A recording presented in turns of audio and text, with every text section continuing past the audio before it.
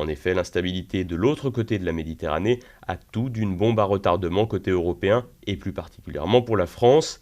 Et cela pour plusieurs raisons, des raisons économiques, puisque l'Algérie est l'un des principaux fournisseurs d'énergie pour la France, des raisons militaires, puisque la France est impliquée au Sahel dans le cadre de l'opération Barkhane, mais aussi et surtout du fait d'un risque migratoire et sécuritaire inédit. En effet, en cas de chaos en Algérie, la France devra faire face à une poussée migratoire double. Tout d'abord, celle des Algériens fuyant leur pays. Ainsi, il serait entre 10 et 15 millions à pouvoir prétendre venir en France légalement du fait de leurs liens familiaux avec des Algériens de nationalité française. Ensuite, la menace migratoire subsaharienne, comme nous l'expliquait Pierre-Yves Rougeron le 14 janvier à l'occasion déjà d'un sujet sur l'élection présidentielle algérienne.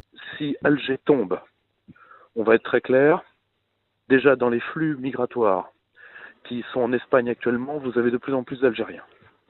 Si Alger tombe, il est impossible de quantifier combien vont arriver. Et pire que ça, je peux vous dire avec certitude qu'aujourd'hui, c'est la, entre guillemets, sévérité, je n'emploierai pas le terme de brutalité, de la garde algérienne à la frontière sud, qui garde la frontière française d'arrivées massives de subsahariens.